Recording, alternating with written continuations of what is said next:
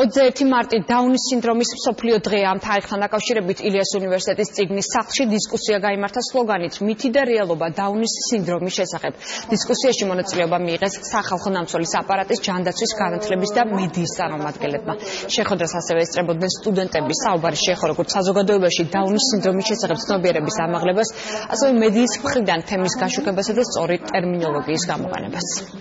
21 მარტს მთელი მსოფლიო აღნიშნავს დაუნის სინდრომის შესახებ საერთაშორისო დღეს. ეს დღე ეძღვნება ცნობიერების ამაღლებას და ძირითადი აქცენტი არის გადატანილი ზუსტად იმაზე, რომ საზოგადოებამ უფრო მეტი გაიგოს ამ ადამიანების საჭიროებაზე და მეორეს მხრივ გაუჩნდეს სოლიდარობის მხარდაჭერის და ასევე ინტეგრაციის შეგრძნება. დღევანდელი ჩვენი შეკრების მიზანი არის, რომ ვისაუბროთ დაუნის სინდრომის შესახებ, გახსნილად ვისაუბროთ საზოგადოებას და საშუალებით ამ დისკუსიის შევარჩიეთ მითი და რეალობა დაუნის სინდრომის შესახებ.